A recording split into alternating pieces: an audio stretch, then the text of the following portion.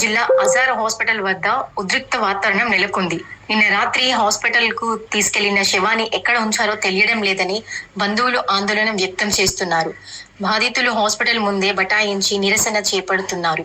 శవాన్ని వెంటనే చూపించాలని, నిజాలకు బయట పెట్టాలని డిమాండ్ చేస్తున్నారు.